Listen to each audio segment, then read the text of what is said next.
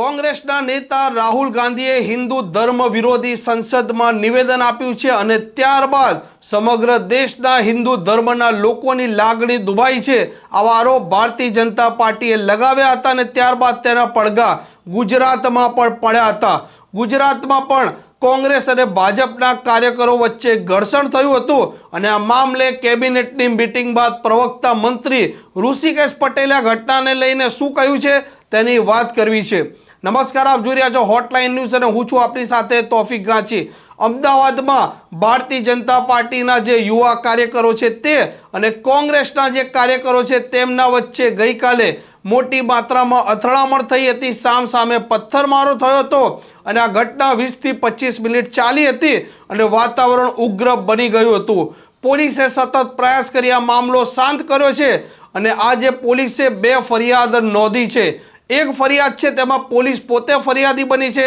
જ્યારે બીજી ફરિયાદમાં ભારતીય જનતા પાર્ટીના જે કાર્યકર હતા તે ફરિયાદ બન્યા છે। આ મામલે પોલીસે છે તે કોંગ્રેસના કાર્યકરોની અટક કરી હતી અને આજે કેબિનેટની મીટિંગ ગાંધીનગરમાં મળી અને ત્યારબાદ ઋષિકેશ પટેલે આ મામલે પણ નિવેદન આપ્યું છે। તેમણે ઘટનાને લઈને શું કહ્યું છે અને રાહુલ ગાંધીના નિવેદનને કેવી રીતે વખોડ્યું છે તે આપ તેમના શબ્દોમાં સાંભળો। ની અંદર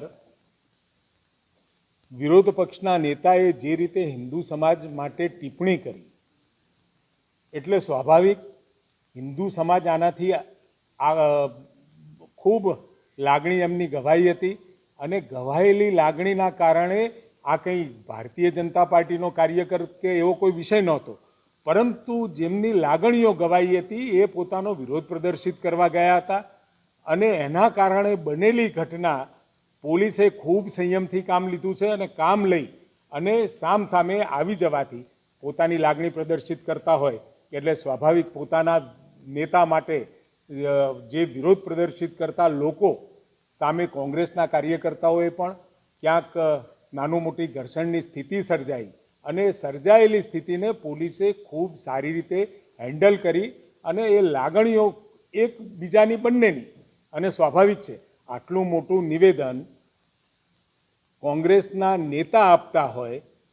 હિન્દુ સમાજ માટે આપી રહ્યા હોય એટલે ક્યાંક એ લોકોની નહીં આખા હિન્દુ સમાજની લાગણી ગવાઈ છે અને હિન્દુ સમાજની લાગણી ગવાઈ હોય એટલે ક્યાંક ને ક્યાંક કોઈ પ્રદર્શન કરવા ગયું હોય અથવા તો પોતાની વાત પહોંચાડવા,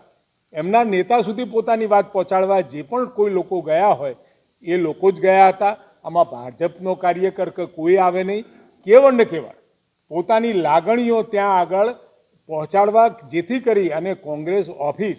ભવિષ્યમાં આ પ્રકારના નિવેદનો રાહુલ ગાંધીના આપે એ વાત કરવા ત્યાં પહોંચ્યા હતા। જે પ્રકારે પ્રવક્તા મંત્રી ઋષિકેશ પટેલ છે તેમણે કહ્યું છે કે રાહુલ ગાંધીએ જે નિવેદન આપ્યું હતું તેને લઈને કેટલાક હિન્દુ